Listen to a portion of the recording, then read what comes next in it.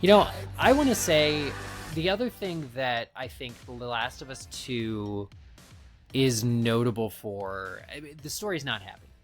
It's presumably a morality play about the cycle of revenge and how it needs to be broken by choosing not to do it because it's not going to get you anywhere happy. I Hmm. think that's the overall theme of the game, I'm guessing. But the story is not happy. And there needs to be this balance ultimately, because watching something that's all dark all the time would be exhausting and nobody would, it wouldn't be entertaining. The way in which the game chops that up, in addition to switching between the characters of Ellie and Abby, is also via flashback. And the sort of what I have been angling for, Chelsea knows, since the end of the last season, is I do want a season two where we get Joel pretty much the whole season alive Mm-hmm. still. I think that there's enough story to be told about Jackson, enough story to be told about, sort of even Abby. You could even cut to Abby, but like show the backstory stuff, show the essentially create through showing all the flashback content that was in the game throughout the game. If you show that more or less chronologically, then you create a slow burn and anticipation of this horrific act, which was served to bookend the season. And so I really, from the end of the last season, have been wanting season two to take its time with Joel, partly because again, we love Pedro Pascal as Joel. If they remove him in episode 2, are we really going to want to see a 5-minute scene of him in episode 6, like showing up as Joel? It would hurt. It would be like opening that wound again for Well, me. that's kind of what it was like in the game. I know, but like still. Yeah, it's like there are opportunities, I think, to maybe do some restructuring of when we saw things in the game. And like, I don't know, I think that having big moments like Ellie finding out that Joel lied to her, she straight up finds this out. She goes back to St. Jude's Medical Center and confronts Joel again, as like, fucking stop lying to me. That ruins their friendship, and to have that happen in a flashback, it's perfect in the game because of the scene that comes before and the scene that comes after. But from a character standpoint, it maybe robs, I think, the character of some causality, because we cut to another moment when now she's mourning Joel, which is a totally different feeling than like if she's allowed to be angry at him for a whole episode and we see what the falling action of that is in that episode. Maybe it drives him to therapy, want to improve himself, whatever. Then ultimately that's a different way of telling the same story, but also maybe more palatable for TV, if that makes sense. Yeah, I wouldn't be surprised if the first couple of episodes, at the very least, establish a lot of that flashback content. What were you going to say, Chelsea? I am. I keep going back and forth between how I think things are going to play out, because something that I think is really important is that we get a really quick consequence for how Joel ended season one. And so I think, on one hand, that Joel's going to die in either the first or maybe the second episode. That's kind of my mindset. And maybe we'll get some of those flashbacks from the game interspersed throughout. We get to see a little bit of passage of time in Jackson and their time together, and maybe the zoo trip or whatever. But I think that it's really important to establish that the justice of Joel's death at Abby's hands pretty quickly, and then either use the flashbacks throughout the rest of the show, because they have Pedro Pascal. Why not use him to whatever Right. extent they can? Right. And then we understand, like, we know from previews and trailers and all that kind of stuff that they make it to Seattle, and Joel's death is the instigating force for that happening. So unless they It can't happen completely unless it move happens. Yeah. Joel's death from True. Jackson to elsewhere, then why are we going to Seattle? That's Um, really Fair that's a point. great question. And yes, it's true. Based on teaser trailers and full-on trailer that we've gotten for season 2, this gradually wears away my hope that Joel's death will be the season 2 finale. I would want that.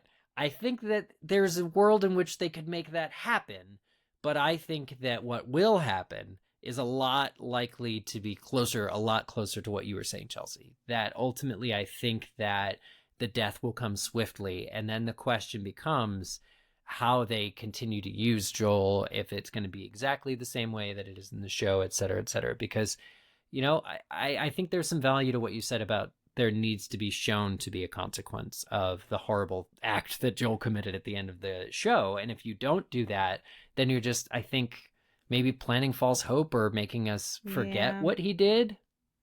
Mm-hmm. Very true. And actually, you know, I think I'm kind of warming to this idea. Chelsea, I think you've convinced me because, you know, this was a bold moment in the game for them to do this so early.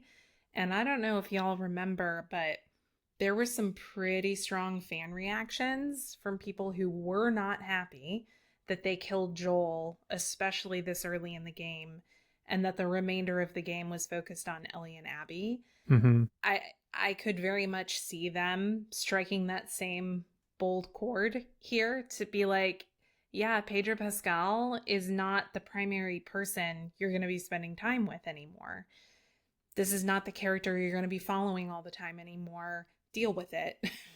Right. This one's all about the ladies. Sorry. Yep. Yeah, I feel like I trust again the people behind it. But you know, my decision or my like choice to like really, really hope for more like Joel's death later in the season comes not from what should happen and more an emotional attachment to, you know, that actor as that character. Right.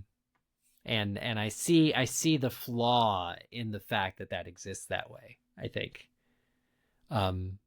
But yeah, so one of the things I want to talk about as we, you know, get into, again, continuing our discussion, spoilers of season 2, I noticed that Long Time, which is, you know, unanimously our favorite episode of season 1, is the third episode of season 1, and it was directed by Peter Hoare. Sorry. So what we have for season 2 is not episode titles, but we do have the writers and directors for each episode. And again, in season 2, the third episode is directed by Peter Hoare. So How interesting. Right. That is a very good catch, Eric. Right. Oh. So are they following a pattern? Are they going for a long time esque episode where it is a completely different perspective, like maybe say following a really horrible act that just takes us away, like let's go live with the Seraphites for 20 years and see how they've been handling, you know, or whatever? Or will that be, I'm thinking, what would you bring if you're Mazin and Druckmann, what would you bring Peter Hoare back for to do on this show after the amazing work that he did, you know, in the first season? I think that we end episode 2 with Joel getting clubbed in the head. And then we open season 3 with the lead up to that moment in Abby's mind. The whole Firefly backstory. Maybe not everything, because obviously we get a lot late in the game. We get a lot of flashbacks for Abby and her friends and all that kind of stuff over time. But like, give us the happy story of Abby's childhood with her father and the time leading up to her tragically losing him at Joel's hand. And then the moments leading to Jackson where she takes her revenge. I think that would make sense. That's kind of what I was thinking. Like, I'm thinking about establishing this beautiful father-daughter relationship, ending in tragedy. It feels very aligned with what this writer did last season. So yeah, really interesting that they slotted him in for the third episode in both. I just feel like there has to be a commonality there, like Chelsea was saying. Yeah, that alone kind of sells me 100% on the idea that the death will occur at the end of episode 2. You're going to hear Ellie scream. And then here's a nice sunshiny episode about this little girl and her daddy. And it's like, oh God, but we love them now. This could solve the problem. This could get us to fully buy into Abby. Right, that's what I was about to say, is that I think that if we're going to kill Joel early, which I think is probably the thing they need to do. And I think it's important from a boldness and storytelling perspective. But if they're going to do that, then we need to immediately understand why in the next episode. Like we need to, that's a perfect way to ingratiate Abby to us and be like, okay, by the end of episode 3, we've gotten this flashback. We've seen her father die. We understand how she got to Jackson, how she came to see that she needed to kill Joel. And maybe we still hate her a little bit for it. That's what future perspectives for her are going to help us with. But at least in this moment, we understand why, and we can't fault her for it. So episode 3 has a chance again to be the best episode of the season, or at least the one that does unexpected emotional heavy lifting. Definitely.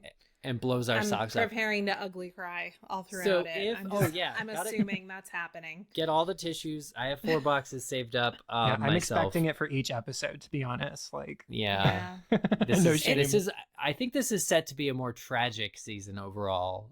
Yeah. Well, the game is dour. Isn't that saying something? Yeah. Well, absolutely. Yeah. Why do we like this show, you guys? Like, seriously, I really want to know. The alternative proposal that I had, the only other thing I thought for episode 3 that would be good if they don't do what we just talked about. We know that among the new characters that are introduced in season 2 are some of the folks living in Jackson, including Joe Pantoliano as Eugene, a character that is mentioned whose personal weed factory is explored, weed basement. Ellie gets her big kiss, I think, down there. He's a former Firefly who was good with technical stuff. He's cast in this show, so we're going to see him. We didn't see him in the game.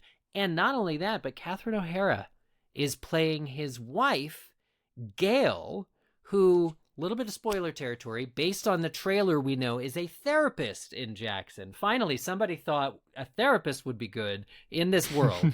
She would have a lot to feast on. So with these... My proposal, if they really do the thing that I still hope that they would do in my heart, which is wait till the last episode to kill Joel, then the whole season's in Jackson. I don't know how to account for the WLF stuff we saw in the trailer. Don't ask me. But the 3rd episode is the Eugene and Gail courtship episode where we learn all this backstory and like how he started the weed farm. And they can call the episode Long, Long Toke. And I'm hoping that it breaks our heart just like Long, Long Time did. And I want to know about those characters. Definitely. That's funny. So it's a world of possibilities. Anything could happen. It really could. Like, the world is kind of their oyster. Truly. Yeah. Well, I'm glad that we were kind of able to discuss. I see it as the elephant in the room is like, when will Joel's death happen? And now I wanted to talk about... again, what we know from trailers and also interviews with Druckmann, Mason, other cast and crew. There was a whole South by Southwest panel with a bunch of the actors. We actually have a ton of casting information about characters from the game. Everything is on the table to be discussed. But I want to get back to just this idea of season 2 being shorter. Bold move. Bold move. 7 episodes instead of 9. Whatever it is that they have decided to do, they've clearly made a decision. And so do we think that will cause fewer themes to be explored? Or do we think that it'll just find from beginning and end, there's one facet of the story that they're telling? Do we know what the episode runtimes are? Is that info available now? I don't think so. We know the directors, we know the writers. Let me look. I think so. We do know the title of the first episode, and like Eric was saying, we know the writers and the directors of each episode. But other than that, the information we have is pretty limited on an episode-to-episode basis. I do wonder if maybe at least the finale episode might be a longer one. I know we've definitely seen examples of series doing that when they have shorter seasons. So the last episode theoretically could almost be like movie length. Well, long time is I think 78 minutes. Mm-hmm. As an wasn't example. That the longest episode? It might have been, yeah, just 20 In minutes because it's season doing 1? so much because it also has the Joel and Ellie stuff. Yeah. So yeah, you can see them playing with the runtime a lot. That's a good point. That's a good call out to stretch it to fit. Yeah. So one of the things that I love about this, in fact, I'll get into this, but The Last of Us Part 2, how I said how Ellie's the villain, you actually see through Abby's character her show compassion, and really the way in which Abby and the whole Seattle thing is happening completely separate from the Ellie and Jackson thing. You have two groups of people, both of which make an appearance in the trailer. You have the Wolves, the WLF, Washington Liberation Front, armed, militant, well-trained, contains some members of the former Fireflies that were all decimated by Joel. And then you also have these Seraphites, these ultimately Luddite group of people that have seen the apocalypse as a sign that we need to commune more, essentially, with our peaceful, natural state, that technology killed us, that we did this to ourselves and should atone, repent. The world of the Last of Us 2 game feels so full for exploring these two groups of people, and it's fun that they pit Abby and Ellie against each other while all this other stuff is going on. But since we know that we see glimpses of these characters, do we think that they're going to get their full episode the way that they would have if this were season 1?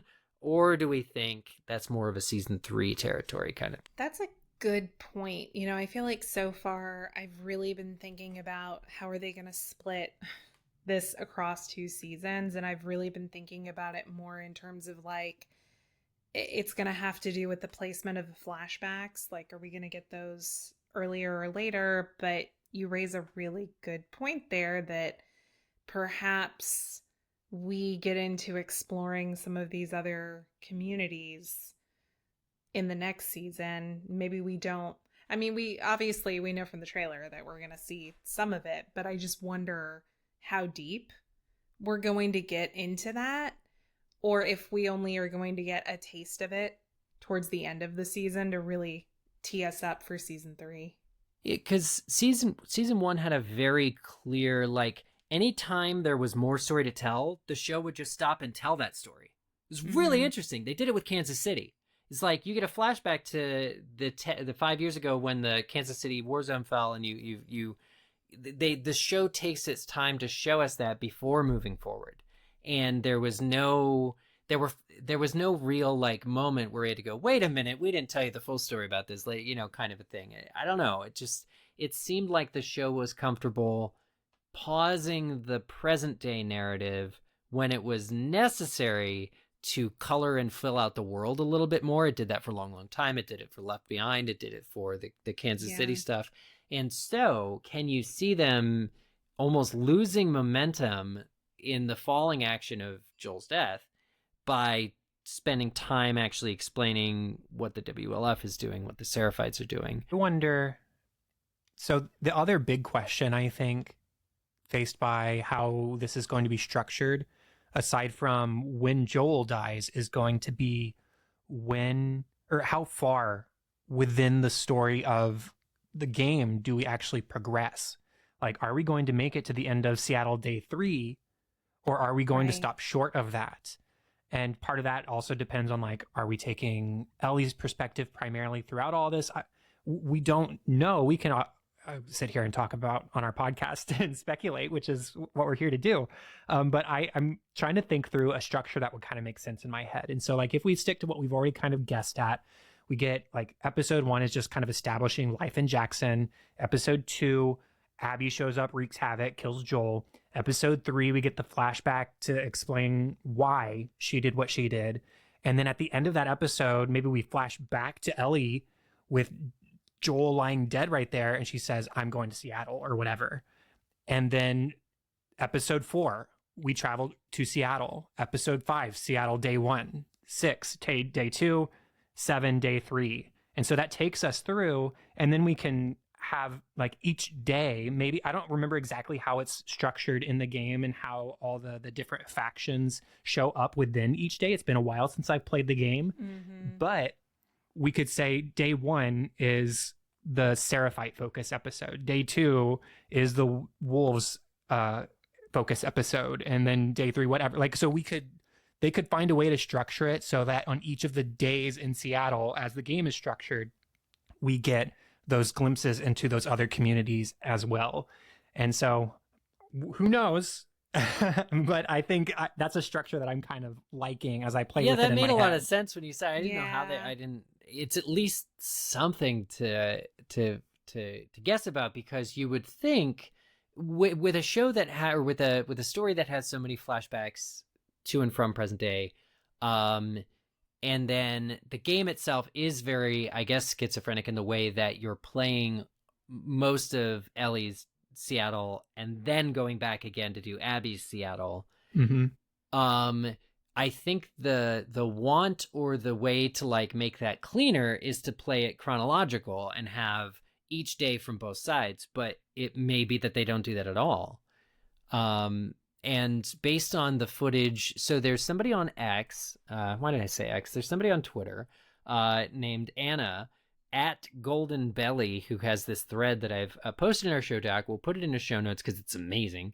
But just the other day, this person put kind of the summary of some total of like what we've seen in the trailers and the shots and made predictions about the season based on what we've been shown. And so far, overwhelmingly, what we have been shown, it turns out, is actually more of and a lot of Ellie's perspective of Seattle and a lot less of Abby's perspective of Seattle. And so now, just because it hasn't shown up in a trailer doesn't mean that it hasn't been filmed, but they are ultimately putting things in the trailer that are going to be in the show that can't be escaped. And so maybe it in fact is that we're focusing on Ellie this season, and maybe honestly they'll punt, barring the episode 3 that I want to happen, maybe they really will punt a lot of the Abby story and therefore more of the WLF and Seraphite story to a season 3. But if they do that, and if audiences don't love Abby in season 2, will anybody still be tuning in for season 3 to learn all about her? Yeah, I feel like that could be kind of risky, but I could also see how it would work. I think also having that throwback moment where you're seeing Abby's perspective and all these places that you know Ellie has been in the last season, and kind of connecting the dots of, you know, how many times they really were inches from each other. And yeah, could have had their confrontation much sooner potentially. So yeah, I think that could be an interesting way for them to play it. I think though, they're gonna have to be careful about fan reactions from people who haven't played the game, because I anticipate that Abby's character is going to receive a lot of hate, just like her character did in the game for killing Joel. I'll be clear too, touching on that briefly, and I think Chelsea and I probably talked about it as it was happening. It's unfortunate to see that a lot of the hate against Abby, I mean, it was toxic, really toxic fandom. And there was transphobia mixed in because of Abby's physicality. Like, there was just a ton of stuff that I think people were, and like Druckmann and well, at the time, Druckmann like, and really just came to the defense of the choices in this story and was like, what the hell even is this shit that you're doing? Well, part of the issue too was there was a big leak ahead of the game actually coming out, and so people were receiving the spoiler that Joel is killed out of context of how it actually happens. Oh, I didn't realize I'd forgotten about that. Yeah, it was a complete shock to me. Yeah. So on the one hand, now I don't think any creator should change their mind or handle something differently because of fan backlash, toxic fan backlash. And this group particularly is strong-skinned, and we haven't seen them bend yet or do anything in anticipation of that kind of feedback or blowback. However, we've also seen them choose time and again in the show to make a complete picture, a more complete picture of things that were glossed over in the show. And so if the game's narrative structure and all the times you're going back and forth between Abby and Ellie and stuff would be too confusing, you can also see a way in which they might make a choice to tell a fuller picture story up front, which to me would mean spending a lot of time with Abby, a lot more than maybe we do in the game. But that's not all it could mean. Again, we have no idea.